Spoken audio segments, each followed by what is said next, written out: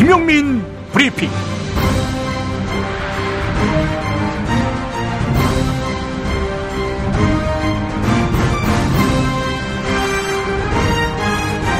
(2016년 11월 8일) 화요일에 인사드립니다. 대통령 박근혜 씨가 민심을 듣겠다며 종교 지도자들을 불렀고 또 부를 예정입니다. 누가 초청 대상이었을까요? 평소 이명박 씨와 가깝고 지난 국회의원 선거 때 나경원 씨 선거운동하러 다녔으며 도박, 폭력, 부패, 술집 출입 등의 문제로 일찌감치 불교계에서 정화의 대상으로 꼽힌 차승 총무원장이 초대됐습니다. 그리고 세월호 가족이 진상규명을 위해 일상을 포기하고 풍찬 노숙을 마다하지 않을 때 유족이 양보해야 한다며 유족 가슴에 대못을 박았고 천주교인인 백남기 농민이 1년 가까이 병상에 있을 때 거들떠보지도 않았던 서울 대교구장 염수정 추기경이 천주교 몫으로 초대됐습니다. 아울러 지난 박정희 유신정부 시절 미국에 건너가 유창한 영어 실력으로 인혁당 사건 등 온갖 국가폭력을 두둔했으며 12.12 쿠데타를 일으켜 권력을 찬탈했던 전두환에게 두려워 말라, 내가 너와 함께 하겠다는 이사야 말씀을 읽어주는 등 정치 목사의 진면모를 선보인 김장환 목사, 세월호 침몰 사건은 대한민국에게 다시 기회를 주기 위한 하나님의 뜻이다, 이 같은 사려 없는 망발을 입에 올린 김삼환 목사를 개신교 몫으로 초대했습니다. 이들이 과연 시중에 들끓는 민심을 제대로 전달할 수 있을까요? 불가능할 겁니다. 박근혜 씨는 대통령임에도 불구하고 비판하는 소리를 듣기 싫어서인지 자기 귀에 달달한 말을 하는 사람만 만나려고 합니다. 그런데 이게 거의 병적입니다. 자기 손으로 임명장을 건넨 총리, 장차관, 수석 비서관까지 멀리하고 있거든요. 그렇게 최순실, 문고리 권력 정도만 가까이 하다가 이 사달을 자초했습니다. 사실 배신의 치를 떨어서 사람 만나는 걸 두려워할 수 있다는 온정론도 아주 소수지만 없지 않은 것 같습니다. 그렇다고 대통령직 유지의 명분이 될 수는 없는 법입니다. 왕조 국가가 아니고 민주공화정을 채택한 이상 자격, 자질, 능력이 있는 사람만 대통령을 해야 합니다. 박근혜 씨의 대통령직을 보장하되 그 권한을 일부 제한만 하자, 이런 주장도 있습니다만 매우 무책임하고 기회주의적입니다. 지금 박근혜 씨는 대통령직을 내려놓고 치료받아야 할 정신적 유고 상태입니다. 안보, 외교, 경제 전 분야에 걸쳐 철학 있고 능력 있는 리더십이 절실한 시기에 14개월 동안 정신이 온전치 못한 사람을 정점으로 이 체제를 더 유지하자는 것은 대한민국의 국채를 도탄에 빠뜨리는 무책임한 행태입니다. 박원순 서울시장, 이재명 성남시장이 주장하는 대로 박근혜 씨의 즉각 하야를 위해 모든 정치 세력이 뜻을 모을 때입니다. 박근혜 씨 체제를 유지하자는 세력에 불온하고 무책임한 발상을 규탄합니다. 이 문제에 선택의 여지는 없습니다. 김용민 브리핑과 함께하고 계십니다. 2016년 7월 국민건강보험공단이 공개한 건강보험 독촉대상 연령대별 현황을 보면 건강보험 체납 독촉을 받은 20살 이하의 미성년자가 5만 세대에 이른다고 합니다. 미성년자일지라도 단독 세대를 구성하면 보험료를 부과하는 것이 합법이라는 게 국민건강보험공단의 입장이라고 하는데요. 악법도 법이라는 이야기일까요? 아름다운 재단이 이러한 제도를 개선하기 위해 기초 연구를 진행하고 있습니다. 자세한 사항은 아름다운 재단 홈페이지에서 60일의 건강보험증을 살펴봐 주시기 바랍니다. 생활고 때문에 건강보험료를 내지 못한 사람들에게 병원은 사치입니다. 그러나 우린 이미 알고 있습니다. 넘어진 사람은 일으키고 아픈 사람은 치료해줘야 한다는 것을. 당신의 기부가 누군가에겐 건강할 권리를 찾는 소중한 기회가 됩니다. 건강할 권리를 찾기 위한 60일의 건강보험증 캠페인. 검색창에 아름다운 재단을 검색해주세요. 야, 너 홍어 판다 그랬지? 팔지. 근데 홍어가 진짜 그렇게 몸에 좋아? 아니, 끝내준다니까. 우리 엄마 관절염인데? 홍어. 나 숙취는? 홍어. 마누라 다이어트는? 홍어. 큰이모 변비? 홍어. 작은 형 소화불량은? 홍어. 여동생 피부? 홍어. 큰 누나 주름? 홍어. 명절 때 선물은? 홍어라니까. 근데 비싸지? 열라 싸고 열라 맛있는 홍어가 있다니까. 어디? 알싸한 홍어. 네이버 검색창에 알싸한 홍어를 검색하시고 1599-6456.com 혹은 1599-6456 전화 주문도 가능합니다. 하나 더, 알싸한 홍어는 진공포장 택배 배송 판매하며 직접 개발한 특제 소스를 서비스로 드립니다. 충남 금산의 넓은 인삼밭, 정성농장을 일군 농부아버지 이정열 씨. 자연은 노력한 만큼 내어준다. 그 자연의 마음을 알기에 정성농장을 더불어 일구는 아들 이성규 씨도 아버지에게 배운 것처럼 정직하고 또 성실하게. 정성농장 홍삼은 인삼 재배부터 가공 판매까지 모두 책임지고 있습니다. 그래서 대한민국 1등 품질을 자부합니다. 검색창에 정성농장 홍삼을 검색해주세요. 정성농장 홍삼. 전화문의는 010-9754-6972. 굶고 뛰고 땀 빼고 다 해봤다. 그래봐야 소용없었다. 다이어트는 결국 먹는 게 문제다. 다이어트 전문 쇼핑몰 비타샵에서 수식가지 동결건조 채소 곡물에다 3가지 단백질, 거기에 효소와 비타민 미네랄을 더해 만든 다이어트 전용 그린 스무디를 추천합니다. 다이어트 전용 그린 스무디, 이걸 어떻게 하는 거죠? 하루 2끼만 맛있고 든든한 비타샵 스무디로 바꿔 드시면 됩니다. 검색창에서 비타샵을 검색해주세요. 이제부터는 관록의 뉴스 해설가 김용민이 오늘 아침 조간신문을 훑어드립니다.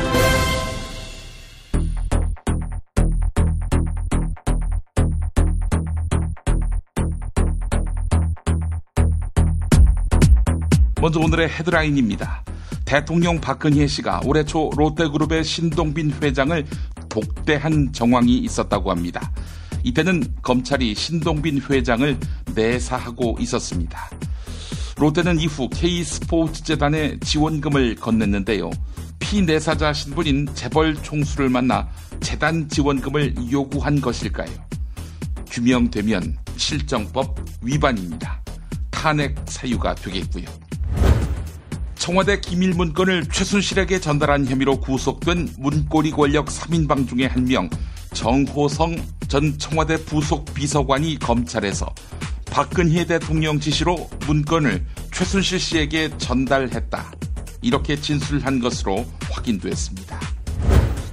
검찰이 최근 압수한 정호성의 휴대전화에는 대통령 수석 비서관 회의의 일정과 의제 등을 최순실과 논의하는 내용이 녹음된 파일이 들어있는 것으로 확인됐습니다. 최순실이 딸 정유라 문제와 관련해 조폭 간부를 찾아가 상담한 것으로 확인됐습니다. 최순실은 조폭에게 딸이 집을 나가서 서울 신림동 근처에서 남자친구와 동거를 하고 있는데 한 달에 2천만 원도 넘게 쓰면서 속을 썩인다고 했습니다. 지난해 7월에 있었던 일이라고 하는데, 그런데 그 무렵은 정유라의 출산 전후 시기로 보입니다. 청와대 정무수석실이 문화예술인 블랙리스트 작성과 전달을 주도했다고 문화체육관광부 전직 당국자를 비롯한 복수의 전현직 관료들이 밝혔습니다. 당시 정무수석은 조윤선 현 문화체육관광부 장관입니다. 조윤선 씨는 블랙리스트는 없다, 이렇게 말했는데요. 블랙리스트가 있는 게 사실이라면 본인이 만들어 놓고 본인이 없다, 이렇게 말하는 꼴입니다.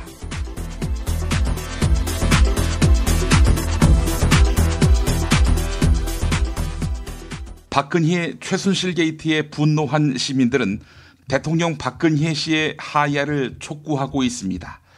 중앙일보 칼럼을 통해서 며칠 전 대통령 하야를 주장한 박명림 연세대 정치외교학과 교수가 이번엔 경향신문을 통해서 더 선명한 입장을 밝혔습니다. 소개하겠습니다. 대통령이 끝내 하야하지 않으면 대한민국은 더 깊은 수렁에 빠져들고 말 것이다. 대통령이 대한민국의 환부인 것이다. 국민 항쟁을 통해서 환부를 도려내지 않으면 질병은 대한민국 전체로 번지고 말 것이다. 하야가 정답인 이유다. 이번 국민 항쟁은 정의로운 국민 권력과 불의한 정권 집단의 격돌이다.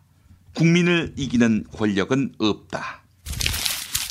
올해 초 검찰은 롯데그룹을 내사하고 있었습니다. 이때 대통령 박근혜 씨가 롯데그룹 신동빈 회장을 독대했고요. 미르 K스포츠재단에 추가 지원금을 요청한 혐의가 의심됩니다. 미르 K스포츠재단에 이미 45억을 출연한 롯데그룹이 지난 5월 70억을 추가로 낸 것입니다. 이러한 내용은 안종범 전 청와대 정책조정수석의 검찰 진술과 다이어리에서 확인됐습니다. 그러다가 지난 6월 롯데그룹에 대한 대대적인 압수수색이 진행되기 직전 이 70억을 롯데가 돌려받았다고 합니다. 박근혜 씨의 혐의가 사실로 확인된다면 포괄적 뇌물 혐의로 수사 대상이 될 수 있습니다. 한겨레 보도였습니다. 정호성 전 청와대 부속 비서관이 청와대 기밀 문건을 최순실에게 전달한 혐의로 검찰에 구속됐습니다. 정호성 전 비서관은 청와대 문고리 권력 3인방으로 불리던 인물입니다. 그는 대통령 박근혜 씨의 지시로 문건을 최순실에게 전달했다. 이렇게 검찰에 진술했습니다. 또한 검찰은 정호성의 휴대전화에서 박근혜 씨와의 통화 내용이 녹음된 파일을 다수 확보했습니다. 녹음 파일에는 박근혜 씨가 최순실에게 문건을 전달하라고 정호성에게 지시하는 내용이 담겨 있었습니다. 검찰의 박근혜 씨에 대한 조사가 불가피해졌습니다. 이어서 중앙일보 보도입니다. 검찰이 확보한 정호성의 녹음 파일에는 최순실이 청와대 수석 비서관 회의의 일정과 의제 등을 지시한 내용도 포함되어 있습니다. 특히 두 사람의 대화 내용은 최순실이 상사로서 정호성에게 일방적으로 지시하는 말투여서 조사하던 검찰 수사관이 깜짝 놀랐다고 합니다. 대통령 주재로 국정 현안을 논의하는 회의에 최순실이 직간접적으로 영향력을 행사한 것입니다. 중앙일보 보도였습니다. 이어서 동아일보 보도입니다. 동아일보가 국무회의 회의록을 분석해 보았는데요. 그 결과 대통령 박근혜 씨는 최순실과 관련된 발언들을 여러 번 한 것으로 드러났습니다. 특히 스포츠 비리를 척결하라. 이 주문이 대표적입니다. 이미 알려진 대로 스포츠 비리 척결은 정유라를 위한 명분이었습니다. 정유라가 전국 승마대회에서 우승을 하지 못하자 최순실은 노골적으로 불만을 표시했고, 이런 상황에서 박근혜 씨의 비리 척결 발언이 나오니까 승마협회는 발칵 뒤집어졌습니다. 조선일보 이 기사 눈길을 끕니다. 지난해 7월 최순실과 그의 언니 최순득은 폭력조직 간부를 만났습니다. 폭력조직 간부 앞에서도 두 자매의 행동은 거침없었습니다. 지인의 부탁으로 어쩔 수 없이 자리에 참석했다는 폭력조직 간부는 돈이 굉장히 많은 사람들이라는 말을 들었다고 합니다. 또한 최순실은 이 자리에서 정유라에게 붙은 남자를 떼어달라 부탁했다고 합니다. 정유라가 서울 신림동에서 남자친구와 동거를 하면서 한 달에 2천만 원을 넘게 쓰며 속을 썩인다는 것입니다. 한눈에 보아도 두 자매를 이상하다고 느낀 폭력조직 간부는 제안을 완곡하게 거절했다고 합니다. 삼성은 최순실이 독일에 세운 비덱 스포츠의 전신인 코레 스포츠에 35억을 송금했습니다. 또한 미르재단 K스포츠 재단에는 204억 원을 납부했습니다. 이에 검찰은 재계 1위 삼성을 수사하고 있는데요. 최순실을 통해서 공무원에게 청탁했을 개연성이 있다고 보고 있는 것입니다. 특히 삼성은 독일에서 최순실을 직접 만나 송금 과정을 논의했다는 의혹도 제기됩니다. 삼성이 최순실에게 구체적인 청탁까지 벌인 정황이 포착될 경우 최순실은 알선수재 혐의가 추가로 적용됩니다. 지난 5월 대통령 박근혜 씨는 경기도 일산 장항동 K컬처밸리 부지에서 열린 기공식에 참석했습니다. 이 자리에서 박근혜 씨는 K컬처밸리가 문화창조 융합벨트의 활용 점정이라며 찬사를 보냈습니다. 그러나 이 기공식에는 지역구 국회의원들이 한 명도 참석하지 못했습니다. 당시는 박근혜 씨가 임을 위한 행진곡 재창 거부, 상시청문회법 처리 문제로 야당과 각을 세우던 시기였으며 고양시 지역구 국회의원 4명은 모두 야당 소속입니다. 전직 CJ그룹 관계자는 지역구 국회의원들을 부르지 말라는 청와대 측의 지시가 있었다, 이렇게 밝혔습니다. 노컷뉴스가 보도했습니다. 문화체육관광부 조윤선 장관과 정관주 차관이 문화예술인 블랙리스트 작성을 주도했다는 의혹이 있습니다. 문화체육관광부 관료들을 비롯한 다수의 전현직 관료들이 밝힌 내용입니다. 관료들의 증언에 따르면 정무수석실은 지원하지 말아야 할 문화예술계 인사와 단체들의 명단을 작성했습니다. 또한 이 명단을 교육문화수석실을 거쳐서 지원사업 선정에 반영하도록 했다, 이렇게 밝혔습니다. 당시 조윤선 장관은 정무수석이었고 정관추 차장은 정무수석실 산하 국민소통비서관이었습니다. 문화체육관광부 현직 장차관이 블랙리스트 작성의 책임자였음을 의미하는 것이어서 파문이 예상됩니다. 한겨레가 보도했습니다. 이화여대 류철근 교수는 박정희 전 대통령을 미화하는 소설을 집필했었습니다. 그런 류철근 교수가 청년희망재단의 초대 이사에 이름을 올렸었습니다. 청년희망재단은 대통령 박근혜 씨가 제안하고 대기업들이 단기간에 수백억을 모금해서 설립된 노동계의 미르재단, K스포츠재단입니다. 류철근 교수가 청년희망재단의 이사가 된 배경에는 차은택과의 친분이 영향을 미친 것으로 보입니다.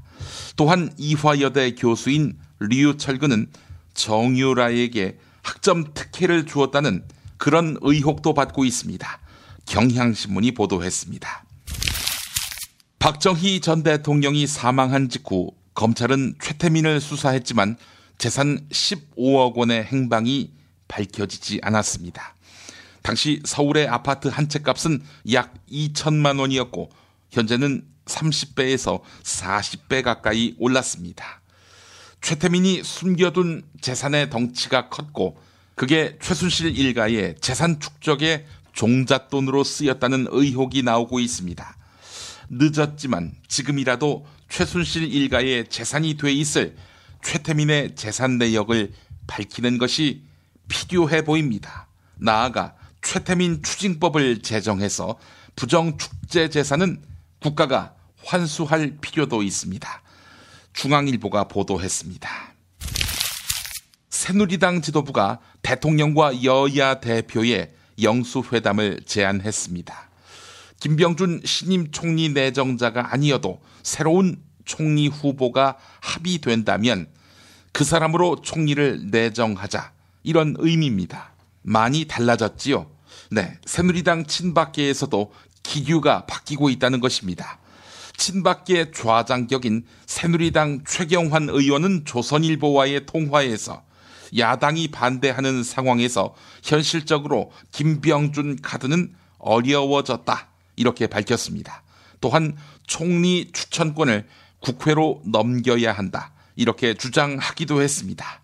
친박계 내부의 이런 변화에는 김병준 카드를 계속 고집하다가는 자신들의 정치적 장래마저 위태로워질 수 있다는 판단이 작용한 것으로 보입니다. 동아일보가 통계청 자료를 분석한 결과 올해 1월부터 8월까지 태어난 출생아 수는 약 28만 명으로 나타났습니다. 2000년 통계 작성 이후 가장 적은 수치입니다. 2016년은 그래서 아이가 가장 적게 태어난 해가 될 것으로 전문가들은 예측하고 있습니다. 결혼하는 부부 수도 계속 줄어들고 있습니다. 올해 1월부터 8월까지 결혼 건수는 약 18만 건으로 역대 가장 낮은 결혼 건수입니다. 이 때문에 1, 2년 안에 저출산의 심리적 마지노선인 연간 출생아 40만 명 선이 붕괴될 수 있다는 위기감이 고조되고 있습니다. 동아일보가 보도했습니다. 미국 장사랑! 구렁이똥 이뻤다. 장이 살아야 내 몸이 산다. 배변 활동에 도움을 주는 건강기능식품입니다. 미궁 장사랑. 지금 검색창에 미궁 장사랑을 검색하세요. 정권교체를 함께 염원하는 판촉물 쇼핑몰 네피알. 기념품, 답례품, 기왕이면 네피알로 인터넷 검색창에 입력하시거나 032-519-4800으로 전화하세요. 카카오톡 아이디는 네피알. 일산 라페스타에 있는 풍무 양고기, 즉석에서 숯불에 구워먹는 양갈비하고 양꼬치, 이거 맛보시면 다른 걸 찾지 않아요. 못하니요 시방, 빨리 예약들 안 하고 031-902-9292. 수아비스랩닷컴에서 한 달간 오픈 기념 행사로 100% 페이백 행사를 진행합니다. 구매한 가격만큼 그대로 현금으로 돌려주는 100% 페이백. 부담 없이 수아비스 화장품의 효과를 확인하세요.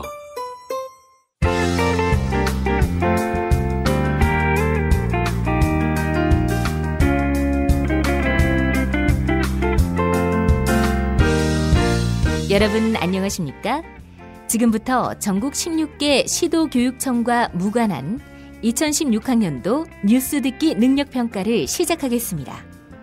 가정이나 사무실 차량 안에 계시는 애청자 여러분께서는 팟캐스트의 음량을 알맞게 조절해 주시고 답안을 작성해 주시기 바랍니다. 모든 문제는 한 번씩만 들려드리니 잘 듣고 지시에 따라 물음에 답하시기 바랍니다. 이제 시작하겠습니다. 대화를 듣고 남자의 마지막 말에 대한 여자의 응답으로 가장 적절한 것을 고르시오. 카카.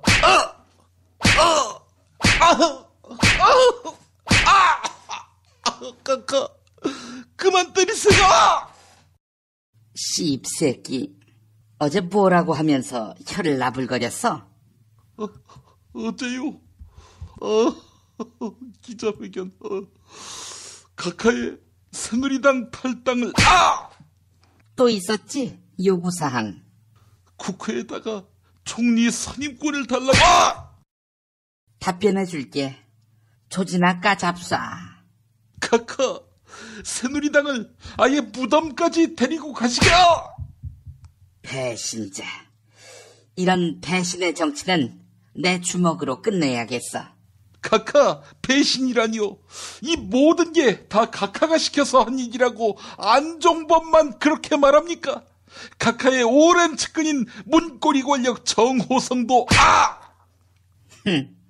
입을 놀려라 놀려.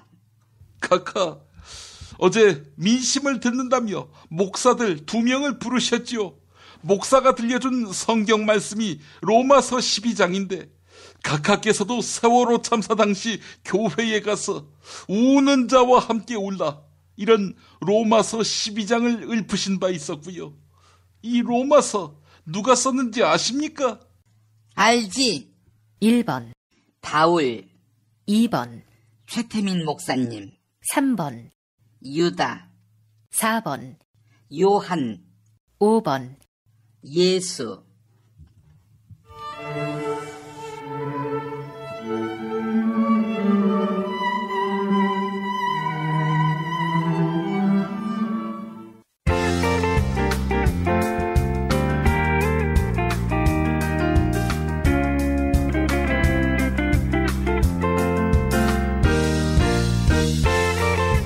수고하셨습니다. 수험생 여러분은 팟빵 게시판에 정답과 이메일 주소, 사연을 남겨주시기 바랍니다.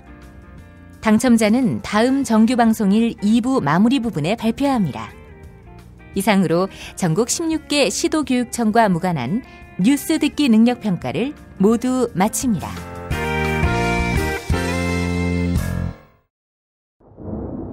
장준하의 생을 대신 자라서 죽어 있었고 전태일 등등 타지 못한 생을, 그 젊은 생을 대신 피로 살아주는 길밖에 남은 일이 없습니다. 문익환의 학교. 하나님 감사합니다. 이 부족한 종을 그동안 4번씩이나 감옥에 보내신 것은 감사를 드립니다. 하나님의 아버지의 마음으로, 뜨거운 마음으로, 그 애타는 마음으로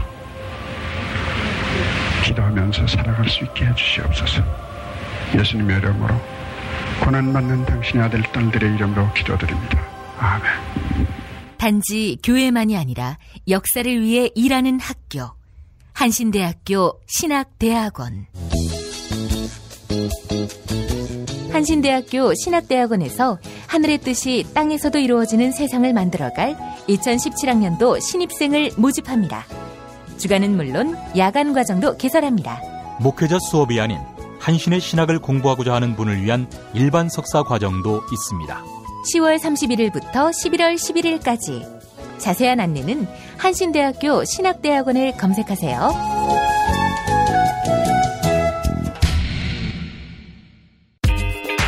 자기야, 매트리스 고르기 너무 힘들어. 대한민국 최초 매트리스 멀티샵 매트리스엠 몰라? 전 세계 최고 브랜드 정품만 취급해. 매트리스 살 때는 꼭 매트리스엠으로 오세요. 우주가 도와도 청춘은 암담합니다. 대통령에게 무슨 기대를. 공공부문 성과연봉제를 집착한 사람이 대통령이었나요? 파업하고 있는 철도 노동자들은 묻고 있습니다. 재벌의 곳간을 열어서 민중들이 행복히 살 수 있는 나라를 만들어야 된다 외치시는데 그 뜻에 함께할 것입니다. 쌀값이 개 사료값보다도 못한다는 것이 말이나 돼야? 올려준다고 대성공약만은 연락이 하더만 왜 지키지도 않고 그랴? 물대포에 맞은 명백한 외인사를 부감한다는 정부 말이 됩니까? 전쟁 갈등 부추기는 사드 그렇게 좋습니까? 청와대에 누워있어. 4월 16일 대통령은 뭘 하고 있었나요? 모두의 절망은 청와대 엽기 행각의 결과입니다. 박근혜와야 11민족 총궐기에서 외칩시다. She never ever quits. 中国不能缺席。 Der Holocaust für Deutschland. 대치간이任せるべきだろうというのが私の考え方. Ma senti, col dolore umano non si può essere neutrali. 국제뉴스의 맥. 황준호 기자와 만나겠습니다. 외교 통일 분야 제가 최고의 전문가라고 보고 있는 황준호 기자인데요. 황 기자님. 예, 안녕하십니까? 예. 자, 제45대 미국 대통령을 뽑는 선거가 오늘 시작되는데, 자, 우리하고 많이 다르지요, 양태가? 예, 미국 동부 시간으로 0시, 한국 시간으로 오늘 오후 2시부터 미국 대선이 시작되고요. 예. 우리 시간으로 내일 점심때쯤에 아마 당선자의 윤곽이 드러날 걸로 보입니다. 예. 아시는 분은 많이 아시는데 그래도 다시 한번 설명을 해드리면 미국이 상당히 독특한 대선 제도를 가지고 있습니다. 예. 인구수에 따라서 주별로 할당된 선거인단이 있는데 그 주별로 유권자 투표에서 한 표라도 더 얻은 후보가 그 주에 할당된 선거인단을 다 먹는 유명한 승자 독식 제도를 가지고 있습니다. 예. 그 메인주하고 네브라스카 그 두 주를 제외하고 48개 주에서 승자 독식 제도를 운영하고 있는데 예. 메인주와 네브라스카 같은 경우는 각각 4명씩의 선거인단이 있기 때문에 큰 영향을 주지는 않는 그런 주입니다. 예. 자, 승자 독식이라고 말씀하셨는데 일반인 투표에서 표를 더 얻더라도 최종 승부에서 질 수 있다. 이런 얘기 아닙니까? 그렇습니다. 역사적인 사례가 있습니다. 유명한 사례가 예. 그 공화당의 아들 부시하고 민주당의 엘 고어가 붙은 2000년 대선에서 그런 결과가 나왔습니다. 예. 고어가 일반 유권자 투표에서는 0.5%포인트 이겼는데 선거인단 확보에서는 6명이 부족해가지고 부시가 결국 최종 승자가 됐었습니다. 예. 민주당 성향이 강한 주에서 고어한테 몰표가 됐을 거고 그렇지만 경합주에서 부시가 더 많이 가져갔기 때문에 이런 현상이 일어났습니다. 예. 당시 고어가 만약에 미국 대통령이 됐더라면 과연 9.11 테러라든지 뭐 이라크 전쟁 이런 것들이 일어났을까? 또 한반도 상황이 지금 같았을까? 뭐 역사에는 가정이 없는 거지만 이런 아쉬움들이 아직까지도 진하게 있습니다. 예, 엘 고어는 또 평화 노선이 분명했던 인물 아닙니까? 예, 그렇습니다. 평화 노선, 환경 노선 이런 게 분명했던 인물이었습니다. 그렇습니다. 평화와 환경이 한 맥락 속에 있는 거긴 한데 하여간 부시하고 너무나 대조가 됐던 그런 엘 고어였습니다. 자, 대통령에 당선되려면 선거인단 몇 명을 확보해야 되는 겁니까? 전체 선거인단이 538명 짝수고 예. 그거를 반으로 나누면 269명이기 때문에 그래서 270명을 확보해야지 미국 대통령이 될 수 있습니다. 예. 미국에서 가장 유명한 정치 분석 전문 매체가 리얼 클리어 폴리틱스라는 곳인데요. 예. 최근 실시된 모든 여론조사를 종합해서 집계한 평균 지지율을 보니까 힐러리가 46.4%, 그리고 트럼프가 44.4%로 평균 지지율 격차가 정확히 2%포인트를 기록했습니다. 예, 트럼프가 444군요. 그렇습니다. 그리고 선거인단을 보니까 힐러리가 216명을 확보한 것으로 분석이 됐고 트럼프는 164명입니다. 선거인단 배당이 많은 대형 경합주, 플로리다, 펜실베니아, 미시간 이 3대 주에서 지금 힐러리가 살짝 앞서고 있기 때문에 예. 트럼프가 막판에 선전을 하더라도 힐러리의 당선 가능성이 높다. 일단 이렇게 예상이 되고 있습니다. 예. 그러니까 황준호 기자님 보시기에도 근소한 차겠지만은 힐러리가 당선될 확률이 더 높다. 이렇게 보시는 거군요. 그렇습니다. 예. 그렇습니다. 자, 트럼프를 지지하는 계층을 보니까 백인 노동자들이더라고요. 예. 이 백인 노동자 계층이 어떤 표심을 드러내느냐. 이게 마지막 변수라면 변수겠고요. 그렇습니다. 그래서 그 백인 노동자들의 표를 샤이 트럼프라고 부르는데요. 예. 부끄러운 트럼프 표다. 내가 트럼프 찍는 거를 대놓고는 얘기하지 않지만 그걸 창피해하지만 실제로 가서 찍는 소위 승문표를 샤이 트럼프라고 하는데 예. 그 사람들이 얼마나 이번에 투표장에 나갈지가 관건입니다. 예.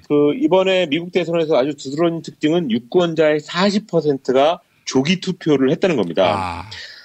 힐러리의 지지세가 높은 중남미계 유권자가 특히 이 조기 투표를 많이 했기 때문에 힐러리한테 유리하다라는 분석이 지배적이고요. 또 그 FBI의 힐러리 이메일 스캔들 재수사가 막판에 판세를 굉장히 요동치게 했지 않습니까? 예. 근데 그 재수사를 하겠다라는 발표가 있기 전에 이루어졌던 사전투표가 꽤 많습니다. 예. 뭐 그거 역시 힐러리한테 유리한 요소가 됐는데 이렇게 많은 부분 힐러리한테 유리하게 작용했던 사전투표의 결과를 뒤집으려면 결국 열광적인 트럼프 지지자들이 선거날 투표장에 많이 나가야 된다. 이런 결론이 나옵니다. 자, 그런데 보도를 보니까 FBI의 힐러리 이메일 스캔들 재수사 일부 결과가 나왔는데 힐러리에게 유리하게 나온 거 아니겠습니까? 따라서 트럼프의 숨은 지지자들이 얼마나 나올지 이건 뭐 예측하기 쉽지 않겠어요. 그렇습니다. 예상하기가 쉽지 않습니다. 그런데 기득권에 관한 굉장한 분노표가 어쨌든 상당히 있을 걸로 예상이 됩니다. 그렇기 때문에 힐러리가 이기겠지만 결과를 장담하기 어렵다라는 약간 좀 모순적인 그런 예상이 막판까지 모든 전문가들이 그런 얘기를 하고 있습니다. 예. 지난 20, 30년간 계속됐던 세계화에서 낙오가 돼가지고 일자리를 잃은 백인들이 기득권에 저항하는 투표 이거를 트럼프에 던진다. 이런 얘기입니다. 예. 이런 분노 투표는 이미 영국 유럽연합 탈퇴 국민투표가 가결되는 과정에서 이미 그 위력을 보였는데요.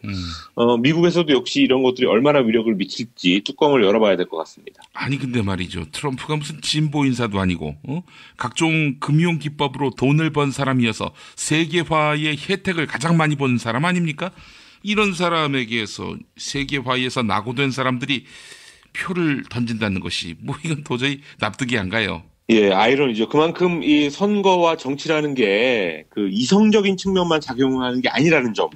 어쩌면 감정적인 측면이 더 중요하다는 것을 트럼프가 잘 보여줬습니다. 예. 뭐 그 후보가 트럼프가 실제로는 세계화를 가장 잘 이용한 사람인데도 불구하고 그런 거 다 무시하고 유권자의 가려운 곳을 자극을 잘하기만 하면은 표를 모을 수 있다는 점. 이것을 트럼프가 보여줬습니다. 예. 뭐 아무리 성차별적인 발언을 했고 또 과거에 성폭력 혐의까지도 있는 사람이지만 기득권들이 바로 당신들의 일자리를 뺏어간다. 이런 구호만으로 지금까지 끌어왔습니다. 참, 예. 자, 미국 대선 이야기 아무래도 내일 아침에 더 해보도록 할 텐데 어떻게 뭐 출구조사 결과는 그때그때 발표가 됩니까, 미국은?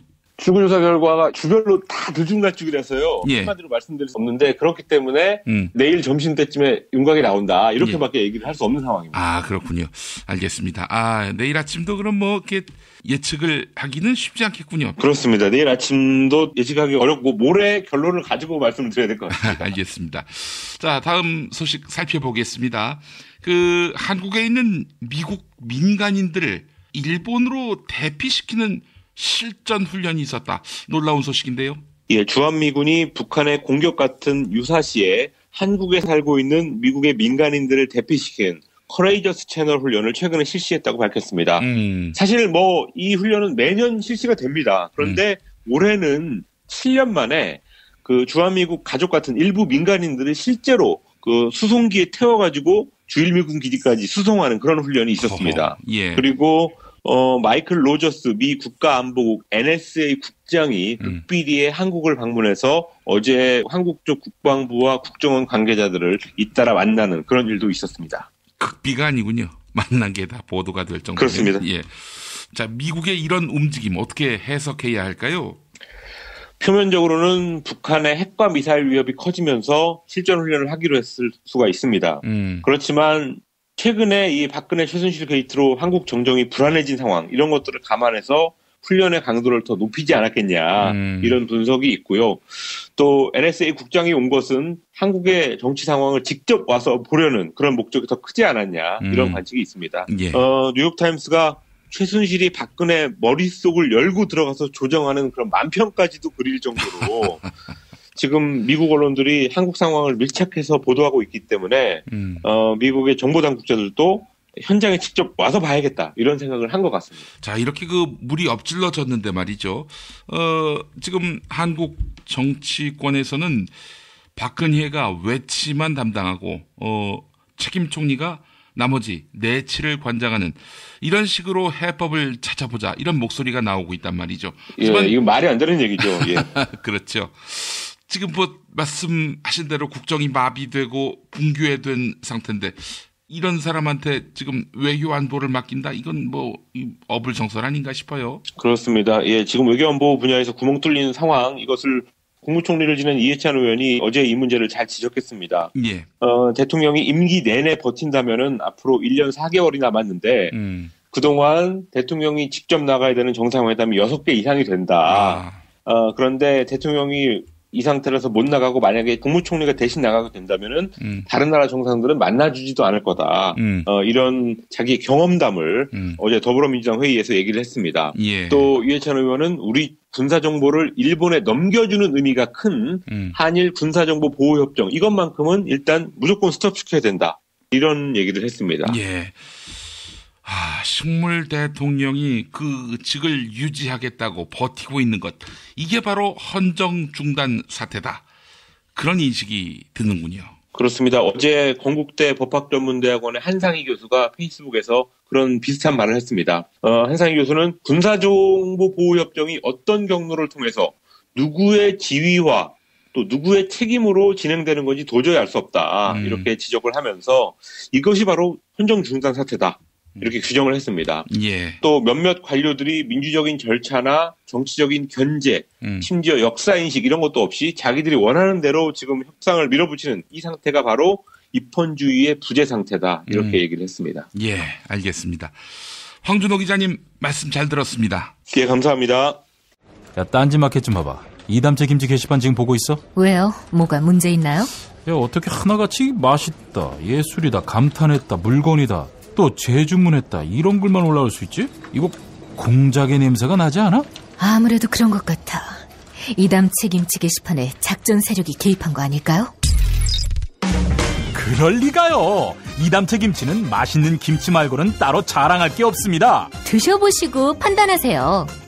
포털 사이트에서 이담채 김치 주문 전화는 1544-4586 1544-4586 그리하여 이 가을 나는 새싹당 콩차를 마십니다. 그리하여 나는 마음이 놓입니다. 그리하여 새로운 세상을 만납니다. 그리하여 새싹당 콩차. 새싹당 콩차 어느덧 여러 곳에서 판매합니다. 하지만 진정한 새싹당 콩차는 전창걸닷컴에서 구매하시죠. 전화문의 070-8635-1288 070-8635-1288. 공화국 참치논평. 구이동 대양 참치를 맛보지 못한 국민 여러분은 진정한 참치 맛을 보기 위한 강도 높은 중대 조치를 취하실 계획을 표명하시고 곧장 구이동으로 달려오시기 바란다. 참치에 대한 체질적인 거부감과 적개심을 노골적으로 드러내는 분도 구이동 대양 참치에 오시면 추호도 용납할 수 없는 포악무도한 폭식 행위를 자행할 것이다. 구이동 대양 참치. 월요일 참치데이 이벤트, 화요일 참치머리 서비스로 함께합니다. 주차장 걱정 마시고요. 대중교통은 서울 지하철 2호선 구의역 2번 출구에서 5분 거리입니다. 대양 참치 구의점 02-455-8087. 어머나, 내가 이렇게 작아졌어? 네, 메이드 바이어스에서는 환상이 현실이 됩니다. 3D 실물 피규어 그리고 수공예품을 제작해드리는 전문 쇼핑몰 메이드 바이어스. 사진만 보내주세요. 나만의 피규어를 제작해드립니다. 갖고 싶고 선물하고픈 나만의 수공예품을 만들어드립니다. 메이드 바이어스 판매금의 1%는 아름다운 사회를 만드는 데 기부합니다. 주소창에 madebias.co.kr을 입력하세요. 하루 2차례 대한민국과 지구촌의 오늘을 정직하게 비춰드립니다. 권력이 진실을 압도하는 세상. 김용민 브리핑은 작은 희망의 불씨가 되겠습니다. 민중의 소리 이완배 기자와 함께하는 경제의 속살. 이완배 기자 만나겠습니다. 이완배 기자님. 네, 안녕하십니까? 예. CJ 이미경 부회장. 예. 갑자기 뉴스에 도마 위에 올랐는데 말이죠. 요즘 뭐 재벌 회장들 하면은 뭐 갑질 혹은 뭐 온갖 악행, 부정비리 이런 그 범죄적 사건의 주체로 등장하는데 이미경 부회장은 피해자로 이렇게 포장이 되는 것 같아서 이거 어떻게 봐야 할지 궁금해서 이렇게 또 한번 여쭤보려고 합니다. 네.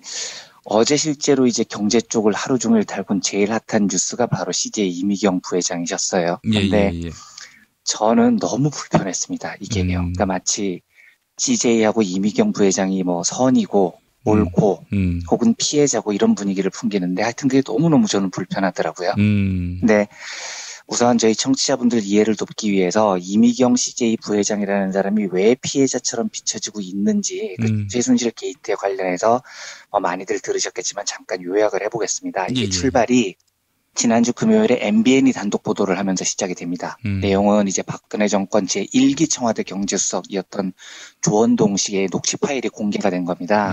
그런데 조원동 씨가 CJ 쪽에 이제 이미경 부회장 물러나라고 하세요 하면서 녹취 파일이 어떻게 나오냐면 너무 늦으면 진짜 저희가 난리가 납니다. 지금도 늦었을지도 모릅니다. 그러니까 이제 이쪽에서는 이유가 뭐냐고 물었겠죠. 그러니까 아니 그냥 쉬라는데요. 더 이상 뭐가 더 필요하십니까? 난 중간에서 확실하게 전달해 드렸습니다. 이렇게 협박을 합니다. 그러니까 이제 물러나라고 하는데 이유도 설명을 안 해주는 거죠. 쉬라면 쉴 것이지 뭐 이런 태도인 겁니다. 그리고 자기 신분도 분명히 밝혀요. 저는 경제수석으로서 당연히 해야 될 도리를 해야 하는 거고요. 이렇게 자기가 경제수석이라는 것도 밝힙니다. 그게 협박인 거죠. 그리고 이제 이어진 보도를 보면 CJ의 이재현 회장이 박근혜 정권 출범 직후죠. 2013년 7월에 기업비리 혐의로 구속 기소가 되고요. CJ그룹을 그때 이끌던 전문 경영인의 손경식 회장이라는 사람이 있습니다. 이 손경식 회장도 대한상공회의소 회장이었는데 여기서 물러납니다. 이것도 압력이었다는 거고요. 그리고 이제 손 회장이 대한상의 회장직을 내려놓은 다음에 2014년 1월에 대한상의가 주최해서 경제계 신년 인사회가 있었어요. 박근혜 대통령이 참석을 했는데 그때 화면을 보면 앞쪽 테이블에 헤드 테이블이라고 하는데 한 30명 정도가 쭉 서 있습니다. 그러니까 그 재계 서열대로 한 1위부터 30위까지는 그 맨 앞에 헤드 테이블에 앉아 있는 거죠. 근데 여기에 그 송경식 회장이 없었다는 거예요. 그래서 이제 물어보니 저쪽에서 지시가 왔는데 일반 기업인으로 분류가 됐다는 거죠. 그래서 재계 13인 CJ그룹 송경식 회장은 일반 기업인으로 분류가 돼서 저쪽 구석탱이에 앉아 있었다는 겁니다. 그래서 이제 일반적으로 보면 CJ그룹이 박근혜 정권한테 무지무지하게 미움을 받은 건 맞는 것 같아요. 여러 정황을 보면요. 예. 그런데 이유가 언론에서 추측하는 건 뭐 지난번 대선 때 SNL 코리아인가요? 뭐 그 개그 프로그램에서 박근혜 씨를 희화화했다. 그리고 문재인 당시 그 민주당 대선 후보가 관람하고 눈물을 흘렸다는 영화 광해. 이거를 CJ가 배급을 했다. 뭐 이런 설들도 있고요. 예. 이런 설도 있습니다. 그 2014년 1월에 다보스 포럼에 한국의 밤 행사가 열렸는데 박근혜 씨가 참석을 했는데 거기에 뭐 사인이 유명 문화계 인사들이 다 참여를 했거든요. 예. 근데 이제 이 사람들이 박근혜 씨한테 와서 막 아양을 떨어야지 박근혜 씨가 기분이 좋았을 텐데 이 자리에 참석한 이미경 부회장한테 이 연예인들이 우르르 몰려갔다는 거예요. 아, 문화 권력이니까. 예, 그렇죠. 그러니까 박근혜 씨가 삐졌다 이겁니다. 뭐 이런 설도 있습니다. 하여튼 뭐 다양한 설로 인해서 CJ가 이제 피해를 봤다는 거고요. 이미경 부회장은 그 이재현 회장의 누나인데 이재현 회장이 구속된 다음에 이미경 부회장이 그룹을 통과하고 있었는데 박근혜 정권이 물러나라 이렇게 압력을 가해서 지금 미국으로 결국은 물러났다는 거죠. 그런데 이제 이 사실이 알려진 이후에 어제부터 갑자기 CJ가 피해자 코스프레를 시작을 했습니다. 어제 중앙일보에 단독자를 달고 보도된 내용은 제목이 이렇습니다. 이미경 청와대 퇴진받고 내가 무슨 좌파냐 토로 이렇게 제목이 나와 있습니다. 그러니까 청와대에 부당한 압력을 받은 좌파로 오해받아서 그런 사람처럼 이야기를 한 거예요. 그러면서 보도를 보면 이 부회장이 청와대로부터 물러나라는 이야기를 듣고 아주 괴로워했다. 바로 물러나진 않았지만 도저히 버틸 수 없다고 판단해 미국으로 떠난 걸로 안다. 이렇게 적었습니다. 뭐 누가 들으면 망명생활한 것처럼 이렇게 적어놨습니다. 기사가요. 예. 그리고 어제 낮에는 하루 종일 경제 기사 중에 가장 많이 본 포털 뉴스 1위에 올랐던 기사가 연합뉴스 기사입니다. 이 제목이 CJ 전 임원, 현 정권, CJ의 해도 너무했다. 이런 제목입니다. 그러니까 이것도 CJ그룹이 좌파라고 낙인이 찍혀서 엄청나게 탄압을 받았다. 뭐 이런 내용입니다. 제가 정리를 하기로는 이렇습니다. CJ가 부당한 탄압을 받은 건 맞습니다. 하지만 그렇다고 해서 CJ가 잘했냐? 이 천만의 말씀입니다. 왜냐하면 구린 구석이 없으면 부당한 탄압에 맞서면 되는 겁니다. 그런데 굴복을 한 건데 왜 굴복을 했겠습니까? 워낙 구린 회사니까 굴복을 한 겁니다. 우선 이 정황을 조금 알려면은요, 이미경 부회장이라는 사람을 조금 아는 게 필요합니다. 이 사람이 이제 이재현 회장의 누나고 이병철 회장의 장손녀가 되는 거죠. 예. 그런데 이분은요, 한국인이 아니에요. 그러니까 뭐 한류의 전도사 뭐 이런 이상한 언론 플레이를 하던데 스스로 한국 국적을 포기했고요. 지금 미국인입니다. 오래전부터 한국 국적을 스스로 버린 사람이에요. 웃긴 대목이 이 한류를 세상에 알리는 사람으로서 한국의 오프라 윈프리의 정도의 위상을 가지고 있다. 뭐 이런 기사가 많이 나옵니다. 예, 누가 보면 되게 애국심이 강한 사람 같아요. 그런데 국적은 스스로 미국 국적을 취득한 사람인 거죠. 벌써 여기서부터 이제 코미디인 겁니다. 그때 방송계 인사들 이야기를 들어보면 이미경 씨는 그 최순실 차은택이 등장하기 전까지만 해도 방송 연예계에서 거의 무소불위의 힘을 휘두른 사람이었습니다. 2013년에요. 이재현 회장이 탈세하고 뭐 조세포탈 횡령 혐의로 수사를 받을 때 이미경 씨도 수사를 받았거든요. 근데 이게 제 얘기가 아니고 동아일보에 보도된 이미경 씨 인물 기사를 그대로 읽어보겠습니다. 이걸 들어보시면 이 사람이 어떤 사람인지 바로 그 짐작이 가실 겁니다. 예. 그때 기사 제목이 핵심 수사선상 오른 이미경 CJ 부회장은 누구입니다. 예, 기사 대목입니다. 검찰로부터 비자금 조성 혐의를 받고 있는 이미경 CJ E&M 총괄 부회장은 문화계의 큰 손으로 불린다 하고 이제 뭐 쭉 일반 소개가 나온 다음에요. 예. 2011년 4월 서울 마포구 상암동 CJ E&M 본사에서 열린 이 부회장의 생일 파티는 그의 파워를 단적으로 보여주는 사례다.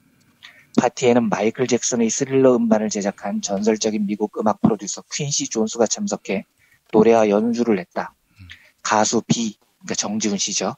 가수 B를 비롯해 이병헌, 정우성, 서인영, 백지영 등 국내 톱스타 30여 명도 함께했다. 이들 대부분은 CJ와 관련된 영화, 드라마, 공연에 출연한 연예인들로 이미경 라인으로 불린다. 그러니까 벌써 이제 자기 생일 파티에 연예인 30명을 부른 겁니다. 이러면 벌써 이상한 겁니다. 조짐이요. 조금만 더 읽겠습니다. 가수 B는 대표적인 이미경 라인 연예인이다. 2011년 말에는 이 부회장이 배우들과 함께 군 복무 중인 B를 면회하기도 했다. 한 영화계 관계자는 B가 주연한 영화 R2B, 리턴 투 베이스는 이 부회장이 투자를 밀어붙였다고 했다. 배우 중에는 CJ가 투자한 광해, 광이 된 남자에 출연한 이병헌이 대표적이다. 이병헌이 G.I.조를 통해 미국 영화에 진출하도록 힘을 쓴 이도 이 부회장인 것으로 알려져 있다. 한 매니지먼트 업계 관계자는 요즘 연예계에서는 이미경 라인을 타면 자다가도 CF가 떨어진다는 말이 나돌 정도라고 말했다. CJ가 영화, 드라마, 뮤지컬, 케이블 TV, 예능 프로그램 등 손 안 대는 곳이 없는 데다 CJ 계열사 광고까지 이 부회장의 입김이 미친다는 이야기다. 벌써 이까지 들어보면 어떤 사람인지 금방 짐작이 가지 않습니까? 제가 어제 그래서 방송 쪽에 있는 사람한테 물어봤더니 뭐 하여튼 별의별 얘기가 다 나옵니다. 별의별 얘기가 다 나오는 사람이더라고요. 이런 사람이 피해자다. 저는 전혀 아니라고 봅니다. 아마도 제 짐작이지만요. 박근혜 대통령하고 다보스 포럼에 같이 섰는데도 연예인들이야 박근혜 씨를 왜 따라다니겠어요? 이미경 씨를 줄줄 따라다녀야 CF가 떨어지니까요. 이미경을 줄줄 따라다녔겠죠. 그러니까 박근혜 씨가 삐졌겠죠. 게다가 문화 쪽은 뭐 최순실, 차은택이 왕노릇 해야 되는데 이미경 씨가 기존 여왕이니까 견제하고 싶었겠죠. 그러니까 이건 그냥 저 위에서 문화계를 돈과 권력으로 쥐락펴락했던 한심한 두 부류들끼리 치고받는 싸움이었던 겁니다. 그런데 그 중에서 구린 게 많았던 이미경 씨가 정치 권력을 등에 업었던 최순실 일파한테 밀린 거 뭐 이런 이야기인 것 같습니다.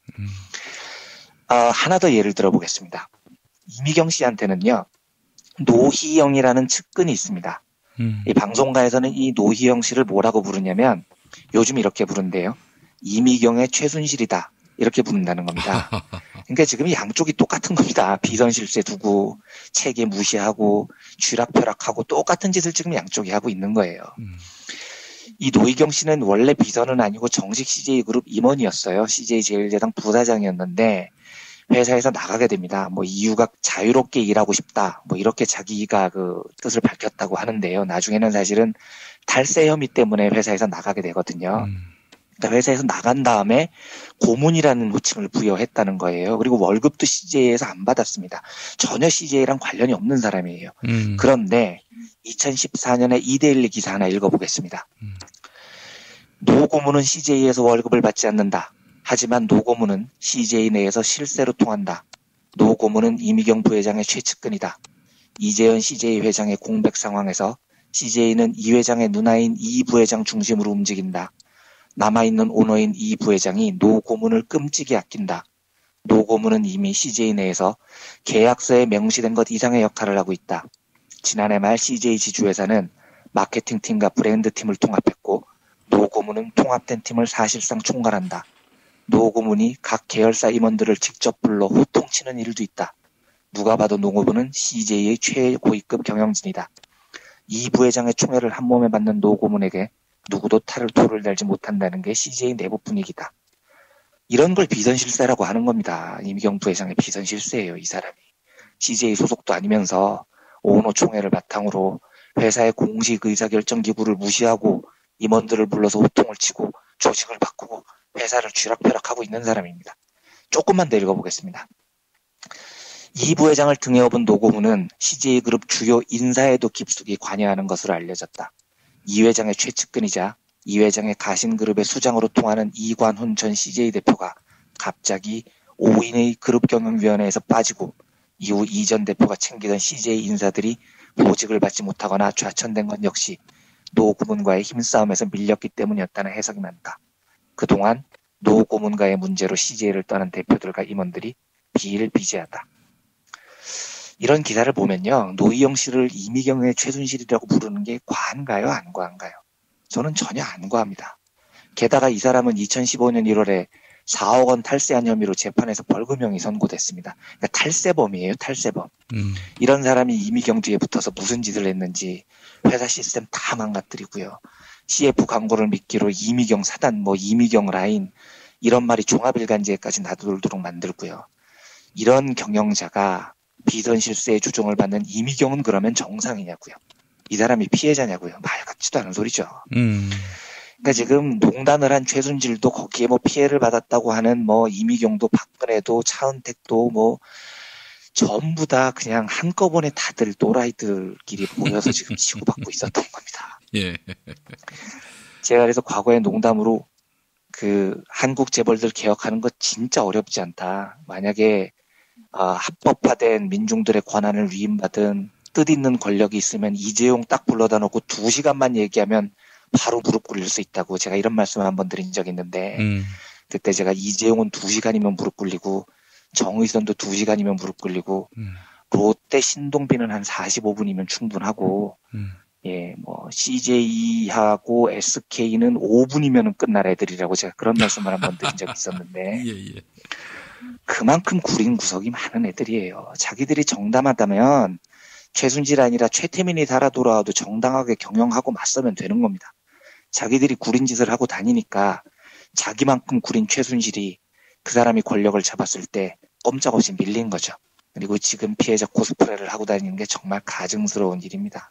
그러니까 우선 목표는 제가 이런 말을 할 때 참 조심스러운 게 막 이제 뭐 CJ까지 두들겨 패긴 너무 전선이 확대되니까요. 박근혜 퇴진이 우리의 시민들의 당면한 목표겠고요. 그래서 박근혜 씨, 최순실 씨 정상적으로 수사를 받아서 구속이 되게 만들어야 하고 정권 교체가 이어져야 하고요. 그게 이제 시민혁명으로 마무리되는 게 지금 우리가 해야 될 참 많은 일들이지만 이 일을 우선으로 할 때 다시 한번 강조하고 싶은 건 제 어떤 재벌들도 피해자는 아니라는 겁니다. 박근혜, 최순실, 차은택을 몰아낸 이후에 그 다음에는 미국인 이미경 씨를 다시 시민들이 불러서 이미경 라인이니 비선 실세니 어떻게 문화계를 쥐락펴락했는지 이것도 우리가 사실은 언젠가는 해결을 해야 되는 일인 거죠.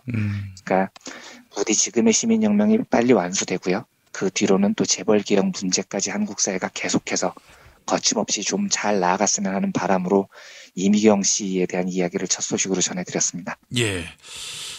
방송을 갖고 있기 때문에 다른 재벌들보다 훨씬 후하게 이렇게 대접받는 것 같다는 생각이 드네요. 그렇죠. 네. 의외로 이미지도 좀 깔끔해 보이는 이런 이상한 착시 효과도 있기는 있습니다. 예. 뭐 게다가 또 만든 영화 중에는 시대적 맥락이 읽히는 그런 영화도 있고요. 꽤 개념이 있는 영화다라고 평가받는 얼마 전에 그 최광희 영화평론가께 여쭤봤어요. 이렇게 뭐 변호인이라든지 광해라든지 이런 영화는 왜 나오는가 물어봤더니 뭐 딴 의도 없다. 돈 되니까 하는 거다라고. 그럴 것 같습니다. 단언하더라고요. 그러니까 무슨 네. 뭐 이 시대에 뭐 어느 누구를 조명할 필요가 있다. 이런 철학적이고 사유가 있는 그런 분석 판단 이런 게 아니고 오로지 돈이다. 네. 저도 그렇게 생각합니다. 예. 그래요. 그 우파 영화, 보수 영화가 안 되는 이유는 돈이 안 되니까 안 되는 거 아니겠어요? 안 되니까 안 돼. 재미가 없지 않습니까? 우선. 터무니없고. 그런데 네. 왜 이미경 씨를 좌파라고 여기는 건지 도무지 이해가 안 됩니다. 네, 그렇습니다. 예. 자, 다음 이야기 해보겠습니다. 미국 대선입니다. 네. 트럼프가 막판까지 그야말로 꽁무니까지 쫓아왔는데, 자, 트럼프가 되는 것 아닌가. 참, 이런 우려 섞인 시선이 적지 않은데 말이죠. 자, 트럼프의 선전 어떻게 봐야 됩니까? 예, 이게 뭐 국제뉴스의 맥락으로 전혀 말씀드리려는 건 아니고요. 그거는 뭐 당연히 황준호 기자님께서 너무 잘 설명을 해주고 계셨기 때문에 예. 제가 오늘은 어떤 관점으로 좀 보고 싶냐면 경제적 관점으로 해석을 한번 해보고 싶어서 트럼프 이야기를 하려고 합니다. 그러니까 뭐 결과는 두고 봐야 되겠지만 사실은 결과보다도 또 중요한 건 트럼프 같은 또라이가 마지막까지 초박빙을 이뤄냈다는 거죠. 거기다 대통령까지 되면 정말 이제 깨는 건데요. 하여튼 이런 비상식적인 후보가 마지막까지 오차범위 안에서 혼전을 벌이고 있다니까 참 제3자 입장에선 놀라운 건데요. 여기서 트럼프에 대해서 미국 경제학계의 반응을 잠깐 소개를 해드리겠습니다. 예. 최근에요. 20명의 노벨 경제학상 수상자들이 힐러리를 지지하는 편지를 썼습니다. 공개적으로요. 그래서 가장 오래된 수상자는 1970년 노벨 경제학상 수상자인 케네스 에로, 그리고 이제 올해 수상한 올리버 하트까지 장장 46년의 세월을 뛰어넘는 이 수많은 노벨 경제학상 수상자들이 힐러리를 지지하는 것을 공식화한 겁니다. 근데 저는 이 명단을 보면서 제일 눈에 띄었던 사람은 모르셔도 되는 사람인데요. 저희 청취자분들께서는요. 그 로버트 루카스라고요. 1995년에 수상한 사람인데 이 사람은 보통 경제학자 중에 시카고 대학을 나온 사람이면 굉장히 보수적인 사람입니다. 시카고 대학이 보수적 경제학파, 그러니까 자유주의 학파의 본산이거든요. 근데 이 사람은 시카고 대학에서 공부를 한 사람입니다. 그리고 경제 이론도 합리적 기대 이론이라고 해서 뭐 쉽게 말하면 정부의 인위적인 경제 개입을 줄이고 시장에 맡기자 이런 자유주의 사상자예요. 근데 이 사람도 지금 힐러리를 지지합니다. 그러니까 전반적으로 미국 경제학자들의 분위기를 보면 우파 좌파를 넘나드는 모든 학자들이 다 트럼프는 안 된다고 지금 주장을 하는 추세인 것 같아요. 예. 지난 주말 그 2부 집회 때 사회를 보신 분이 조병옥 전국농민의 총연맹 사무총장님이십니다. 그런데 조병옥 총장님께서 사회를 보시면서 이런 말씀을 하셨어요. 박근혜가 공약 중에 지킨 건 하나도 없는데 딱 하나 공약을 지켰다고. 국민 대통합의 시대를 열었다고 이렇게 말씀을 하셨거든요. 그래서 박근혜 하야로 온 국민을 뭉치게 해줬다고 이런 얘기를 하셨는데 진짜 이 경제학에서는 트럼프가 그런 존재입니다. 트럼프가 등장을 하니까 경제학이 좌우 대통합이 이루어졌습니다. 뭐 아까 말씀드렸던 로버트 루카스부터 스티글리츠까지 이 좌우파의 뭐 핵심 경제학자들이 지금 다 반 트럼프 전선에 모였으니까요. 경제학자라는 타이틀을 달고 있는 한 트럼프는 되면 안 된다. 이런 지금 공감대가 형성이 돼 있습니다. 근데 이제 질문은 이겁니다. 그러면 좌우를 넘어서서 경제학자들이 대동단결하여 트럼프가 되면 망한다라고 생각을 하는데 왜 지지율은 이렇게 높으냐는 겁니다. 트럼프 전국 지지율이 D-1일까지 46%가 나오는 걸 어떻게 설명을 해야 되느냐는 거죠. 물론 뭐 정치적으로 보면 힐러리가 지독히도 인기가 없는 후보다 뭐 이런 이유도 있겠는데 그것만으로는 다 설명이 될 것 같지가 않아요. 이 높은 지지율이라는 게요. 그래서 저는 이런 생각이 듭니다. 그러니까 신자유주의라는 게 그만큼 그 하층 노동자들의 마음에 너무 큰 상처를 준 거죠. 그러니까 트럼프를 가장 열렬히 지지하는 계층이 백인 하층 노동자인데 이 계급의 분노가 너무 강한 겁니다. 브렉시트에서 나타난 현상도 마찬가지인 거고요. 그러니까 36년에 가까운 신자유주의를 통해서 그 부를 전부 다 월가 금융자본이 독식을 하다 보니 이 민중들의 반발이 엉뚱하게도 어떤 지식인도 설득하지 못하는, 그러니까 트럼프라는 또라이를 괴물로 만들어주는 방식으로 해소를 해버리는 겁니다. 근데 이제 무슨 말씀을 드리고 싶냐면 어쨌든 신자유주의는 현대 자본의 역사의 한 시대를 풍미했던 사상입니다. 40년 가까이를 유지해 왔어요. 그러니까 과거에도 보면 어떤 한 중요한 사상이 수십 년간 유지되어 온 시스템이 허물어질 때는 그게 절대로 부드럽게 허물어지는 경우가 없습니다. 애덤 스미스 체제가 허물어진 것도 1930년 대공황하고 1, 2차 세계대전이었고요. 케인스 시대가 허물어진 것도 1970년대 석유파동하고 베트남 전쟁, 걸프 전쟁 이런 건 전쟁들이었거든요. 그러면 40년을 풍미한 신자유주의가 그냥 깔끔하게 허물어질 거라고 기대하는 게 사실 좀 아니한 거죠. 이렇게 생각을 해보면 트럼프나 브렉시트 이런 모습들이 한 시대가 허물어지는 위기의 징후라고 충분히 볼 수 있다는 생각이 저는 든다는 겁니다. 그렇다면 서구 사회에서도 한동안 매우 큰 혼란을 겪을 가능성이 높다는 거죠. 신자유주의는 끝나는데 신자유주의를 대체할 체제는 아직 나와 있지 않고요. 월가의 금융 자본이 지배했던 자유무역 시대를 끝내야 하는데 월가의 이익을 민중의 이익으로 돌리는 시스템은 아직 구축이 돼 있지 않고요. 근데 제가 이제 오늘 결국 드리고 싶은 말씀은 이겁니다. 저는요, 지금 한국에서 벌어지는 이 최순실 정국이 한국 경제 시스템의 변화 측면에서 보면 저는 매우 매우 긍정적일 거라고 봅니다. 왜냐하면 지금 이제 유럽하고 미국을 보십시오.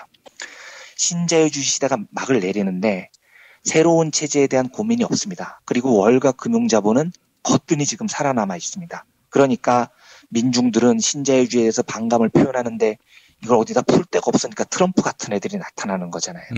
그런데 한국은 마침 이 시기에 공교롭게도 시민혁명의 시기를 통과하고 있습니다.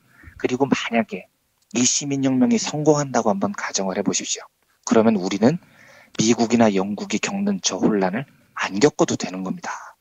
왜냐하면 우리의 시민혁명 성공은 박근혜, 새누리당, 재벌, 친미 군수 자본 세력 이런 세력으로 이어지는 신자유주의 사각동맹에 대해서 분명한 시민의 분노의 표출인 거고요. 예. 이 혁명이 만약에 완성된다면 우리는 트럼프니 뭐 브렉시트니 뭐 극우 보수파의 뭐 등장이니 하는 이런 혼란 없이 바로 신자유주의를 넘어서는 좀 새롭고 건강한 그리고 좀 자주적이고 독립적이고 민주적인 복지국가를 고민해 볼 수 있는 계기를 우리 스스로 찾는 거예요.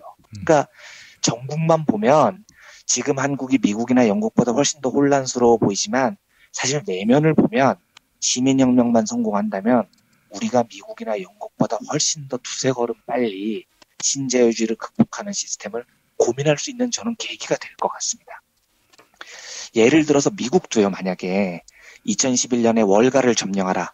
이 아큐파이 운동이 성공했다면 트럼프는 등장도 못했을 것 같습니다. 예. 월가가 지배했던 경제 시스템을 민중들이 개혁을 하고요. 그러면 보다 민중적인 복지국가를 미국 민중들이 만들었겠죠. 그랬다면 트럼프가 어디 등장을 했겠습니까? 근데 그게 안 되니까 미국은 다시 월가의 지배로 돌아갔고 신자유주의의 한계를 왔고 이러니까 이제 분노한 민중들이 트럼프를 끌고 나오는 거거든요. 역사가 거꾸로 가버리는 거지 않습니까? 근데 우리한테는 진짜 일생일대의 기회가 온 겁니다. 지금 시민혁명에 성공하면 자연스럽게 재벌이 지배하는 지금 경제 시스템에 대해서 수술을 할 수가 있습니다. 법인세 증세하고 복지체제 강화하고 북유럽식 복지국가 모델 설계를 할 수가 있어요. 아무것도 안 돼 있으니까 더 설계하기가 쉽습니다. 더구나 더 좋은 건 제가 뭐 정치인 이름을 얘기해서 그렇습니다만 이건 제 생각입니다만 야당의 지형을 보면 유력 대권 주자들의 면면을 보면은요. 제가 뭐 안희정 지사님의 경제관은 아직 잘 몰라서 말씀을 못 드리겠고요.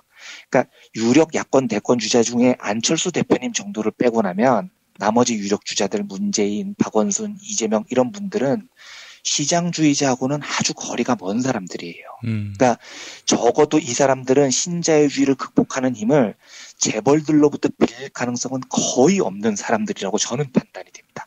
그런데 이런 사람들이 대거 지금 야권의 유력 주자로 포진해 있습니다. 이건 정말 굉장히 희망적인 시그널인 거죠.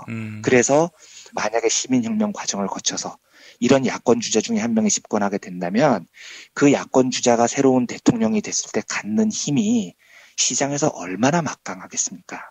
그 사람들이 막강하다는 뜻이 아니고 시민이 위임해준 그 권력이 얼마나 크겠냐는 거죠. 그러면 정말 한국은 역사에서 처음으로 재벌 개혁이라는 화두를 정식으로 정치권과 시민사회에 던지고 경제 체질 자체를 완전히 바꿀 수 있는 절호의 기회를 맞게 되는 겁니다. 이 생각까지 오니까 저는 이 기회가 정말 너무 소중하다고 생각을 합니다. 어쩌면 이 기회를 놓치면 앞으로 50년 안에 재벌과 이 자유주의 정치권과의 유착 시스템을 허물 수 있는 기회가 또 올까 하는 생각이 들 정도로요. 그래서 지금 우리의 행동 하나하나가 어쩌면 우리 자녀들이 사는 세상의 모습을 만드는 설계도가 될 수도 있다는 생각을 해요. 그러니까 우리 시민들이 정말 중요한 경제적 변곡점에서 싸우고 있는 거고요. 그래서 조금 더 힘을 내셨으면 좋겠습니다. 그래서 저도 우리 40대 중반 보수적인 아니한 제 친구들한테 계속해서 문자로 야, 네 자식들도 이따위 세상에서 살게 하고 싶지 않으면 주말에 빨리 자빠져서 쉬지 말고 나와서 투쟁하자고 제가 꼬시고 있는데 네, 우리 자식들이 조금 더 나은 세상에서 살게 할 수 있는 정말 절호의 기회가 왔습니다. 11월 12일이 앞으로 다가올 그 30몇 년의 신자유주의를 넘어서는 50년 정도를 유지할 수 있는 새로운 한국 경제 체제를 만들 중요한 날이 될 수도 있습니다. 부디 많은 분들이 서울광장에 나오셨으면 좋겠습니다. 그리고 그 희망으로 미국 대선의 트럼프의 부각을 계기로 우리는 한 발 더 빨리 움직일 수 있다는 희망 어린 말씀을 드리고 싶어서 또 시민혁명의 중요성을 말씀드리고 싶어서 이 이야기를 드렸습니다. 예, 알겠습니다.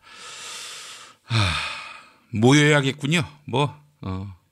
예, 무조건 닥치고 모이자.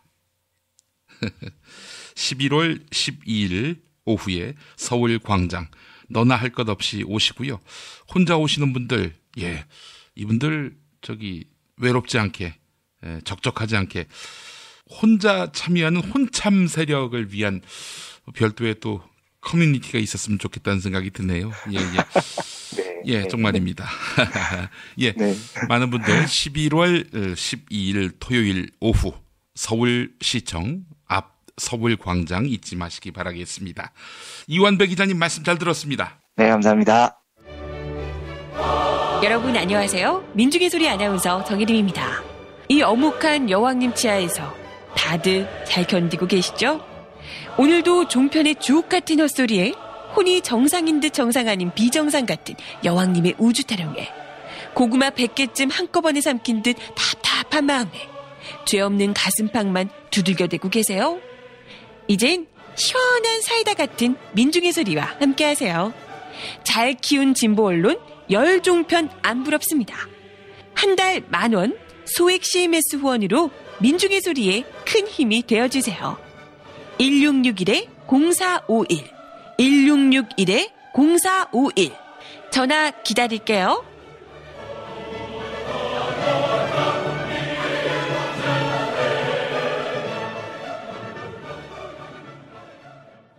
살다 보면 꽃 주문할 일이 생깁니다. 1566-0263 네이버에서 검색된 사이트보다 최대 2만원 싸게 해드립니다. 좋은 사람과 플라워 1566-0263 잊지 마세요. 건강식품의 지존 전복을 택한다면 100% 완도에서 잡은 와우 전복.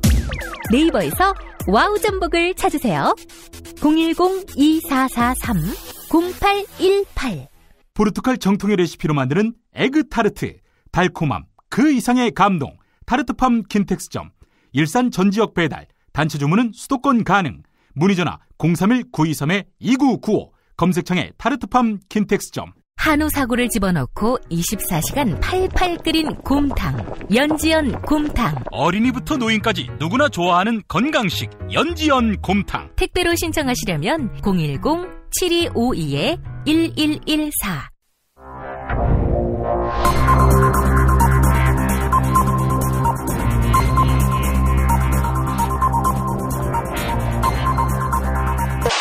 공화국 논평. 검찰청에서 잠도 못 자고 내쫓긴 우병우보다 편안하게 구치소에서 내 집처럼 수사를 받고 계시는 최순실 동지께서는 박근혜 동지의 탈당을 주장한 새누리당 전 대표 김무성에 대한 강도 높은 국가적 중대 조치를 취하실 계획을 표명하시고 구체적인 공격 방침을 제시하시었다. 경애하는 최순실 동지의 단호한 결심은 뻑하면 옥쇠를 들고 날라버리고 분당할 궁리만 하고 있는 김무성에 대한 격한 분노의 표시다. 김무성은 지난 토요일 시민 30만 명이 광화문 광장에 모인 것을 박근혜 동지에 대한 불만의 표시라고 착각했다. 이에 칠의 겁을 먹은 김무성은 박근혜 동지가 새누리당에서 탈당해야 한다라고 주장한 것이다. 그러나 이것은 국민안전처 장관에 내정된 박승주가 광화문에서 굿판을 벌였기 때문이다. 박승주의 전생체험과 염력에 매료된 시민들 30만 명이 저도 모르게 광화문에 모인 것이다. 김무성이 이러한 무속인들의 영향력을 무시한 채 민주주의나 시민들의 깨어있는 의식 따위를 맹신하는 것은 최순실 동지를 참을 수 없이 모독하고 우롱하고 천추의 한이 될 망동의 다름 아니며 처절한 대가를 자초할 악수 중에 최악수의 다름 아니다.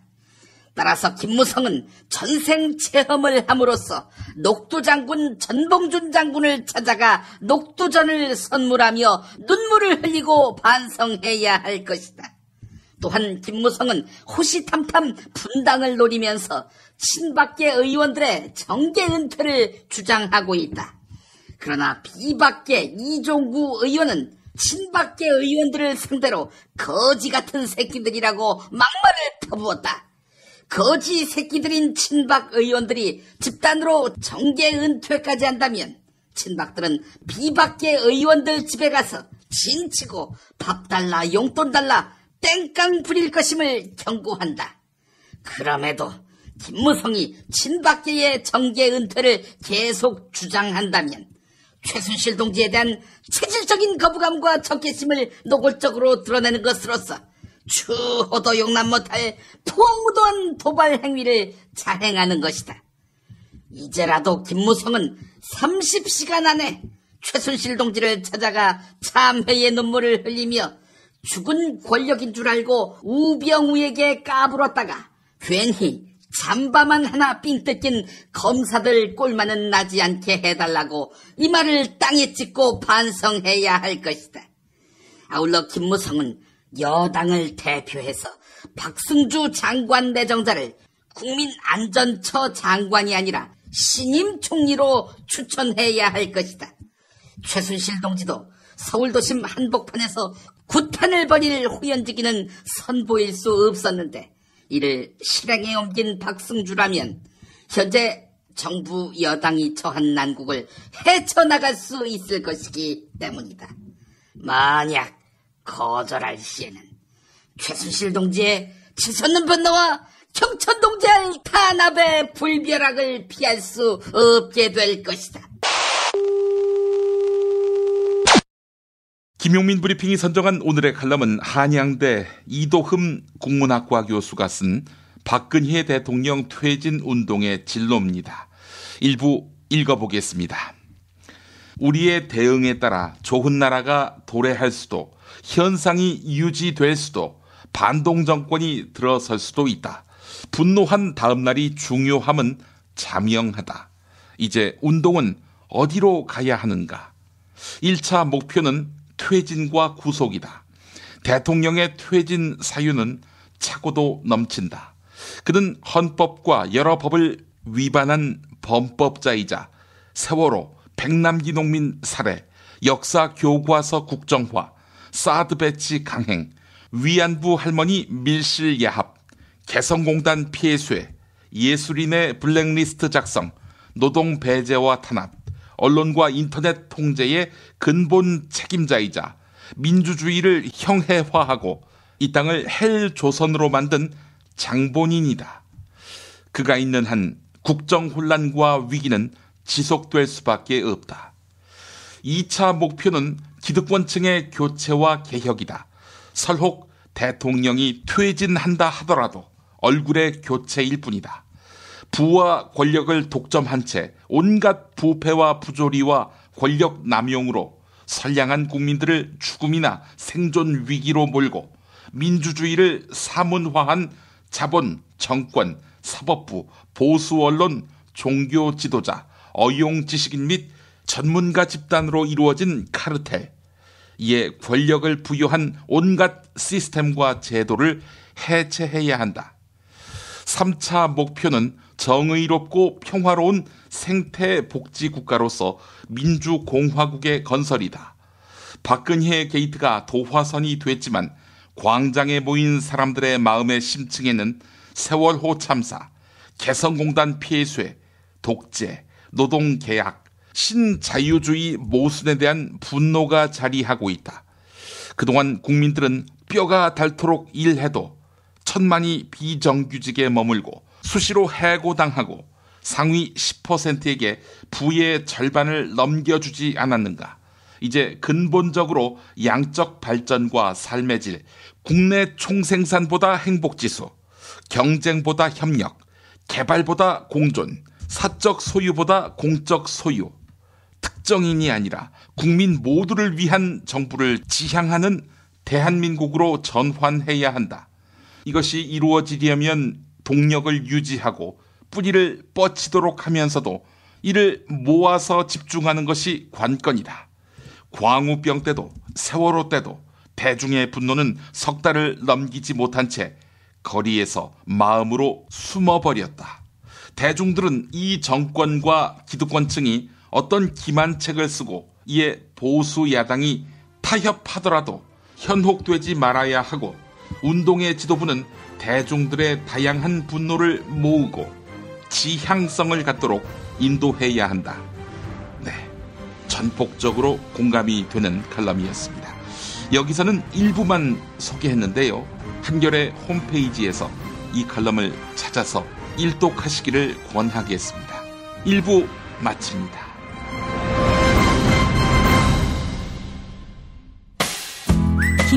브리핑과 함께한 시간 어떠셨어요? 다음 시간에도 보다 바르고 알차며 즐거운 정보로 여러분을 찾아가겠습니다. 팟캐스트 포털 팟빵에서 다운로드하기, 구독하기, 별점 주기, 댓글 달기로 응원해주세요. 잊지 마세요. 다운로드하기, 구독하기, 별점 주기, 댓글 달기.